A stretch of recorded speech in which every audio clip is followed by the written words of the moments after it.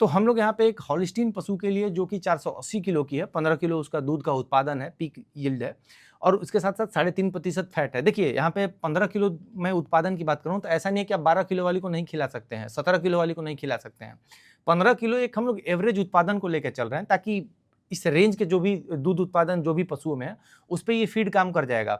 आगे 20 किलो से ऊपर जाएँगे तो उसकी भी हम लोग अलग से वीडियो बनाएँगे कि उसका एनर्जी का रिक्वायरमेंट अलग होगा, उस पे हम लोग अलग से वीडियो बनाएँगे। यहाँ पे हम लोग एक एवरेज लेके चल रहे हैं 15 से 18 किलो, 12 किलो दूध उत्पादन वाली गाय के लिए।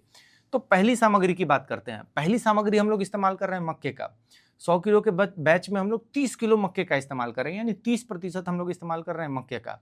अब मक्के में अगर मेटाबोलाइजेबल एनर्जी की अगर आप बात करें, तो अच्छे क्वालिटी के अगर मक्का है तो उसमें लगभग 3200 किलो कैलोरी मेटाबोलाइजेबल एनर्जी मिल जाएगा प्रति किलो।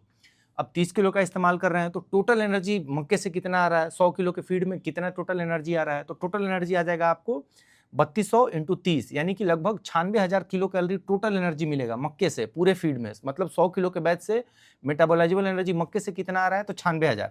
इसी तरह से हम लोग इस लाइन में लिखते चले जाएंगे कि टोटल एनर्जी कितना मिल रहा है और प्रति किलो एनर्जी कितना मिल रहा है, हम लोग इस वाले लाइन में लिख रहे हैं। अब मक्के के बाद जो हम लोग दूसरी सामग्री इस्तेमाल कर रहे हैं वो भी एनर्जी का अच्छा सोर्स है। तो दूसरी सामग्री हम लोग इस्तेमाल कर रहे हैं गेहूं का। गेहूं का जो क्वांटिटी है वो है 8 किलो, यानी कि 100 किलो में 8 किलो हम लोग गेहूं का इस्तेमाल करेंगे। गेहूं से अगर मेटाबोलाइजेबल एनर्जी प्राप्त करने की अगर बात की जाए तो लगभग 3000 किलो कैलोरी मेटाबोलाइजेबल एनर्जी प्रति किलो गेहूं से प्राप्त हो जाएगा। टोटल फीड में अगर आप देखेंगे तो लगभग 24,000 किलो कैलोरी एनर्जी गेहूं से प्राप्त हो रहा है। गेहूं के बाद तीसरी जो सामग्री हम लोग इस्तेमाल कर रहे हैं, तीसरी सामग्री हम लोग इस्तेमाल कर रहे हैं व्हीट ब्रान का, यानी कि गेहूं के चोकर का। और गेहूं के चोकर का हम लोग यहाँ पे अच्छा अमाउंट इस्तेमाल करेंगे, लगभग 20 किलो, ताकि जो फीड का कॉस्ट है उसको भी देख के चलना होता है। ऐसा नहीं है कि आप सिर्फ एनर्जी ही बढ़ाते चले जाएं, सबसे बड़ा फैक्टर है कॉस्ट का भी, तो कॉस्ट को देखना होता है। तो यहाँ पे हम लोग इस्तेमाल कर रहे हैं 20 किलो गेहूं के चोकर का। गेहूं के चोकर से अगर एनर्जी की बात करें तो उतना एनर्जी तो नहीं मिलता है, लगभग 2200 किलो कैलोरी पर केजी एनर्जी चोकर से प्राप्त होगा। चोकर की बात हो गई। अब हम लोग प्रोटीन सोर्सेज को मिलाते हैं। प्रोटीन सोर्सेज सबसे महंगा होता है, पूरे फीड में जो सबसे महंगा पड़ता है वो होता है प्रोटीन के सोर्सेज। तो प्रोटीन जो है एनर्जी के बाद दूसरे नंबर पर हम लोग लेके चलते हैं कि प्रोटीन पूरा हो पा रहा है कि नहीं। तो प्रोटीन के लिए हम लोग यहाँ पे इस्तेमाल कर रहे हैं खल का। पहला खल हम लोग यहाँ पे इस्तेमाल करेंगे मस्टर्ड केक, यानी कि जो सरसों की खली आती है उसका हम लोग इस्तेमाल कर रहे हैं 15 किलो। 100 किलो में 15 किलो सरसों की खली का इस्तेमाल करेंगे। सरसों की खली से अगर एनर्जी अगर आप देखेंगे तो लगभग 2600 किलो कैलोरी एनर्जी प्राप्त हो जाएगा। पांचवी जो सामग्री है इस फीड की, पांचवी सामग्री पे इस्तेमाल कर रहे हैं हम लोग बिनोले के खल का। 15 किलो आप बिनोले का खल इस्तेमाल कीजिए और 15 ही किलो हम लोग सरसों के खल का इस्तेमाल कर रहे हैं। बिनोले की खल से भी लगभग सामान्य रूप से एनर्जी मिलता है, लगभग 2500 किलो कैलोरी एनर्जी यहाँ से प्राप्त होगा। अगली सामग्री जो हम लोग इस्तेमाल कर रहे हैं वो इस्तेमाल कर रहे हैं चना का। जो लाल वाला जो चना आता है इसका हम लोग इस्तेमाल करेंगे और इसको हम लोग मिलाएंगे 5 किलो। 5 किलो चने से अगर आप देखेंगे प्रति किलो कितना एनर्जी पशु को मिल रहा है मेटाबोलाइजेबल एनर्जी, तो लगभग 3000 किलो कैलोरी पर एनर्जी चने से प्राप्त होता है। तो पूरा 100 किलो के फीड में हम लोग जब 5 किलो चने का इस्तेमाल करेंगे तो लगभग 15,000 किलो कैलोरी एनर्जी आपको चने से मिल जाएगा। अब अगली सामग्री हम लोग इस्तेमाल करेंगे एक एडिटिव के तौर पर, ताकि फीड का जो टेस्ट है वो पशुओं के लिए अच्छा बना रहे, साथ ही साथ कुछ मात्रा में इससे एनर्जी भी मिल जाएगा। तो अगली सामग्री हम लोग इस्तेमाल करें मोलासिस का।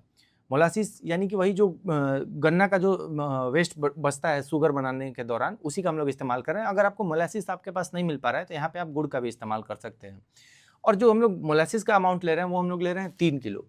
मोलासिस भी जो ये एनर्जी का अच्छा सोर्स माना जाता है। लगभग अगर प्रति किलो अगर एनर्जी की अगर बात करें, मेटाबोलाइजेबल एनर्जी पशु को कितना मिल रहा है, तो लगभग 2400 किलो कैलोरी एनर्जी पशु को प्राप्त होता है मोलासिस से। अब देखिए मोलासिस से प्राप्त होने वाला एनर्जी और दाने से प्राप्त होने वाला एनर्जी दोनों अलग अलग तरह का है।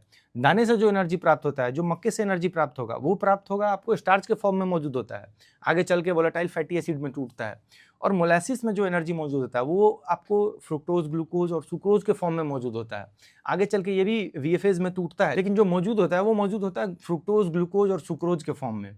और ये जो होता है ये रेडली अवेलेबल एनर्जी होता है, पशु को इससे तुरंत एनर्जी मिल जाता है। यहाँ पे हम लोग इस्तेमाल कर रहे हैं अगला सामग्री जो है मिनरल मिक्सचर का इस्तेमाल कर रहे हैं। अच्छे क्वालिटी का मिनरल मिक्सचर इस्तेमाल कीजिए, लगभग 2 किलो मिनरल मिक्सचर मिलाइए। अब मिनरल मिक्सचर से कुछ एनर्जी तो मिलता नहीं है, तो 0। इसके अलावा हम लोग 1 किलो नमक का इस्तेमाल कर रहे हैं। जो घर में नमक का इस्तेमाल किया जाता है वही नमक का आप इस्तेमाल इसमें भी करेंगे। 1 किलो नमक आप इसमें मिलाइए ताकि फीड का जो टेस्ट है पशुओं के लिए वो और अच्छा इनहेंस हो जाए। नमक के अलावा हम लोग इस्तेमाल करेंगे 1 किलो मीठे सोडे का, यानी सोडियम बाइकार्बोनेट। 100 किलो में 1 किलो हम लोग सोडियम बाइकार्बोनेट का इस्तेमाल करेंगे। अब ये हो गई आपको पूरी 100 किलो की लिस्ट, यानी कि ये 100 किलो फीड हमारा बन के तैयार है। देखिए यहाँ पे एक छोटा सा चेंज आप कर सकते हैं। जो हम लोग 3 किलो मोलासिस का इस्तेमाल कर रहे हैं, 3 किलो मान लीजिए कि गुड़ का अगर आप इस्तेमाल कर रहे हैं, तो यहाँ पे 2 किलो गुड़ का इस्तेमाल कीजिए। और अगर हो सके, अगर आप चाहते हैं, तो ऑप्शन के तौर पे यहाँ पे आप 1 किलो अगर टॉक्सिन बाइंडर अगर इसमें आप मिला देते हैं बाजार से लेके, तो ये आपका जो फीड है ये पूरी तरह से कंप्लीट हो जाएगा। 2 किलो मोलासिस और 1 किलो टॉक्सिन बाइंडर। अगर टॉक्सिन बाइंडर नहीं मिलाना चाहते हैं, क्योंकि देखिए बरसात का भी मौसम चल रहा है, तो अभी जो है टॉक्सिसिटी वगैरह बनने का चांस भी बहुत बढ़ जाता है, तो अगर आप टॉक्सिन बाइंडर मिला देते हो तो एकदम फर्स्ट क्लास फीड जो है ये तैयार हो जाएगा। तो यहाँ पे ऑप्शन के तौर पे 1 किलो टॉक्सिन बाइंडर भी हम लोग लेके चल रहे हैं, अन्यथा आप 3 किलो गुड़ का इस्तेमाल कर लीजिए। अब ये हमारा एनर्जी वाला पार्ट कंप्लीट हो गया। अभी हम लोग इसमें देखते हैं क्रूड प्रोटीन वगैरह कितना मिल रहा है।